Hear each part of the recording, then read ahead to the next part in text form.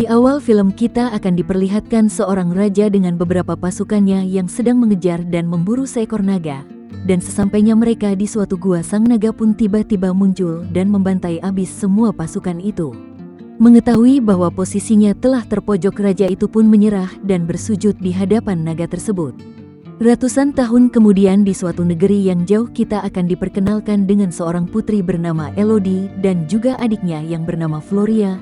Mereka adalah putri dari kerajaan di negeri tersebut yang tinggal bersama ayah serta ibu tirinya, karena memang ibu kandung mereka telah lama meninggal dunia karena suatu penyakit.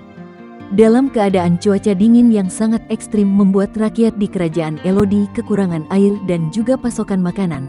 Karena itulah Elodie berpikir untuk membantu mengumpulkan beberapa kayu bakar yang bisa digunakan oleh rakyatnya. Tak lama kemudian mereka melihat ada sebuah kereta asing yang datang ke negeri mereka. Kereta itu berasal dari kerajaan Aurea. Dalam pertemuan itu utusan kerajaan Aurea menyampaikan langsung surat lamaran yang ditujukan kepada Elodie yang akan dijodohkan dengan Pangeran Aurea. Meskipun pada awalnya Elodie menolak, namun ayahnya meyakinkannya. Dengan armada kapal dan kereta kuda yang penuh dengan emas, pangeran itu pasti akan membuat Elodie bahagia. Dan yang pasti semua itu juga akan mengubah dan bisa mensejahterakan rakyat mereka ke depannya. Yang pada akhirnya Elodie pun menerima perjodohan itu dan berangkat menuju kerajaan Aurea. Dalam perjalanannya memasuki area kerajaan mereka melewati kabut hitam dan disambut oleh dua patung naga raksasa. Meskipun pada awalnya ia sempat gugup, namun perasaan itu berubah ketika telah melewati kabut tersebut. Keadaannya jauh berbeda 180 derajat dari negeri yang ia tinggali selama ini. Karena kerajaan Aurea adalah negeri yang sangat subur dan kaya. Dan hal itu bisa dilihat dengan banyaknya tumbuhan dan sumber daya alam yang sangat berlimpah. Setelah itu mereka disambut oleh bendahara kerajaan yang akan mengantar mereka ke ruangan yang telah disiapkan. Elodie dan keluarganya tak berhenti terpukau melihat keadaan itu dan masih tak percaya bahwa ia akan menjadi seorang putri dan tinggal di kerajaan Aurea. Kemudian bendahara itu mengatakan bahwa di saat fajar tiba Elodie akan diantar untuk bertemu dengan calon suaminya yang bernama Pangeran Henry. Rasa gugup dan bahagia terlihat jelas di wajah Elodie karena dengan waktu yang sangat singkat keadaannya bisa berubah 180 derajat. Dan ketika ia sedang berada di balkon kamarnya, ia melihat seorang wanita di seberang kamarnya yang saling bertatapan. Namun tak lama kemudian wanita itu tiba-tiba kembali masuk ke dalam. Di saat malam tiba rasa gugup Elodie kembali muncul. Ia lalu mencoba menenangkan dirinya di balkon kamar dan ketika ia keluar keadaan kamar wanita yang ia lihat tadi sangat gelap. Tidak cukup di situ, ia juga melihat ada cahaya obor dari arah gunung yang sangat jauh. Keesokan harinya Elodie pun akhirnya bertemu dengan calon suaminya yaitu Pangeran Henry. Rasa cemasnya pun seakan telah hilang setelah melihat Henry.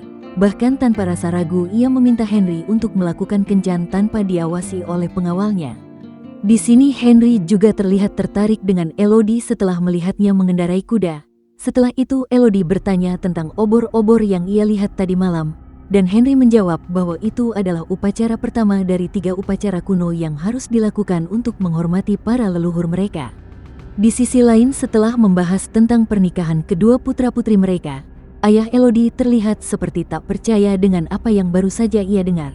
Meskipun hal janggal itu diketahui oleh istrinya, namun ia tetap menutupinya dan berkata bahwa semuanya akan baik-baik saja.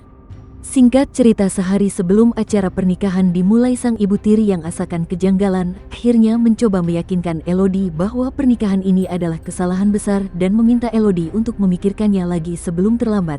Namun tiba-tiba ayahnya datang dan menghentikan pembicaraan mereka. Keesokan harinya, hari di mana pernikahan Elodie dan Henry pun akhirnya dimulai. Kebahagiaan dan impian Elodie seakan terwujud dengan waktu yang sangat singkat. Dan kini ia telah dinobatkan sebagai putri dari kerajaan Aurea.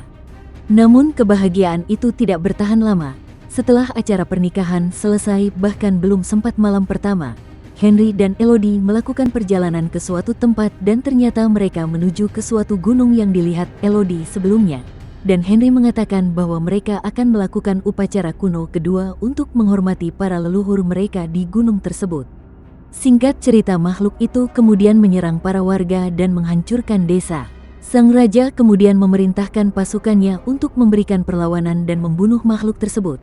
Namun naas perlawanan mereka belum cukup untuk bisa mengalahkan makhluk tersebut, hingga pada akhirnya makhluk itu memberikan penawaran kepada sang raja. Makhluk itu bersedia berbagi pulau kepada warga desa jika raja itu rela mengorbankan ketiga putrinya.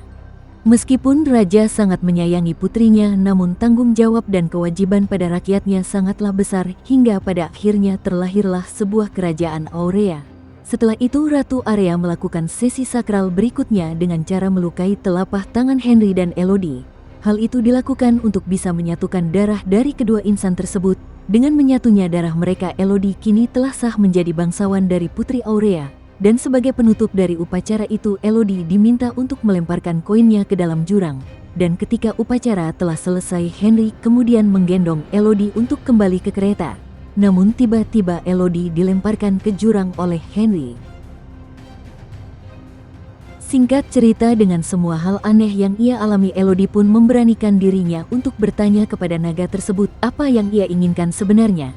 Dan faktanya sesi menyatukan darah antara Henry dan Elodie adalah siasat dari kerajaan untuk bisa menipu sang naga, karena memang dalam perjanjian mereka setiap generasi dari kerajaan Aurea akan menumbalkan 3 putri bangsawan sebagai tumbal kepada sang naga. Dan dengan luka kecil itu tubuh Elodie kini tercium seperti bangsawan bagi sang naga. Mengetahui fakta itu, Elodie pun berusaha keras untuk menyelamatkan dirinya. Dalam pelariannya, wanita yang ia lihat sebelumnya ternyata telah menjadi mayat di dalam gua tersebut. Dengan kata lain, obor yang ia lihat di malam itu adalah upacara dari istri pertama Henry yang akan ditumbahkan kepada sang naga. Dengan susah payah Elodie mencoba masuk ke dalam lorong goa dan bisa bersembunyi dari jangkauan sang naga. Dengan keadaan terluka dan frustasi, Elodie terus menyusuri lorong-lorong tersebut. Ia pun merasa bahwa ayahnya juga telah memanfaatkannya demi kepentingannya sendiri. Untuk mencari jalan keluar, Elodie kemudian memberanikan diri untuk melomati jurang, dan setelah berhasil ia melihat ada banyak cahaya biru dalam lorong tersebut. Ternyata cahaya itu dihasilkan dari ulat bulu yang bersarang di gua tersebut. Mengetahui hal itu, Elodie kemudian memanfaatkan ular tersebut sebagai lampu. Namun tiba-tiba sang naga berhasil menemukan Elodie. Singkat cerita, di sisi lain Elodie yang mengetahui bahwa itu adalah suara ayahnya bergegas menghampirinya. Namun di tengah perjalanannya ia menemukan ada 3 mayat bayi naga yang masih berada di cangkang telur. Dan faktanya tragedi itu berawal dari ulah raja yang kita lihat di awal scene tadi. Ia dan beberapa pasukannya telah membunuh 3 bayi naga perempuan yang baru saja menetas. Karena itulah sang naga membuat perjanjian dengan sang raja, dari setiap generasi mereka harus mengorbankan 3 putri keturunan raja sebagai tumbal. Dan jika hal itu tidak dilakukan, ia akan membumi hanguskan kerajaan Aurea dan semua garis keturunan dari raja tersebut. Di sisi lain, ketika sang ayah dan kedua pasukannya mencari Elodie, sang naga tiba-tiba datang menyerang mereka. Elodie yang masih bersembunyi tanpa sengaja mengeluarkan suara saat ayahnya akan mati. Mendengar itu, naga itu pun mencarinya. Beruntungnya naga itu teralihkan dengan suara langkah kaki pemandu jalan yang berusaha kabur. Singkat cerita, Elodie pun bergegas menuju tempat upacara tersebut. Namun naas Floria kini telah dibawa oleh sang naga.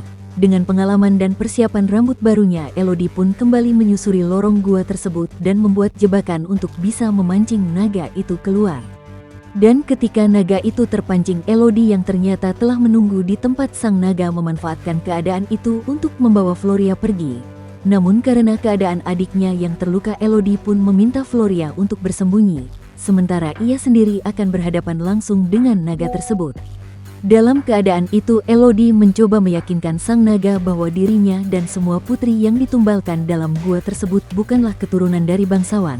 Namun sang naga tidak percaya begitu saja dan berkata bahwa sampai akhir hayatnya ia akan membunuh semua putri dari garis keturunan bangsawan, karena memang 3 bayi naga perempuan yang dibunuh raja merupakan keturunan terakhir dari sang naga.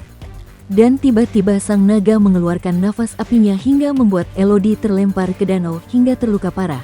Dan ketika ia berusaha untuk mengambil pedangnya kembali, naga itu dengan cepat menangkapnya. Namun dalam keadaannya yang terdesak, Elodie berhasil memberikan perlawanan. Setelah pertarungan singkat itu, Elodie melihat pantulan debu dari dinding cekung tepat di hadapannya. Dan ia berpikir untuk menjadikan itu senjata melawan naga tersebut. Dengan memancing kemarahan sang naga, Elodie meminta sang naga untuk membakarnya di saat itu juga. Dan hal itu membuat sang naga terluka dengan nafas apinya sendiri dengan keadaan yang kini berbalik. Elodie kemudian menunjukkan luka di telapak tangannya dan mengatakan bahwa semua wanita yang telah menjadi korban di gua ini mempunyai luka yang sama. Karena memang para bangsawan telah menipu sang naga dengan aroma darah mereka yang telah tercampur melalui luka tersebut. Mendengar itu sang naga yang sudah tak berdaya pun meminta Elodie untuk segera membunuhnya. Namun hal itu tidak dilakukan oleh Elodie. Elodie kemudian mengambil beberapa ulat biru untuk menyembuhkan luka sang naga. Setelah kejadian itu Elodie pun kini terlihat datang ke acara pernikahan Henry yang ketiga. Dalam keadaan itu Elodie meminta calon ketiga istri Henry dan semua orang di sana untuk pergi dari istana selagi ada kesempatan. Dan tak berselang lama sang naga itu datang dan membumi hanguskan kerajaan beserta isinya dengan bekal emas yang telah ia dapatkan. Elodie yang kini berteman dengan sang naga akan kembali ke rumahnya untuk bisa memperbaiki dan mensejahterakan rakyatnya, dan film pun selesai.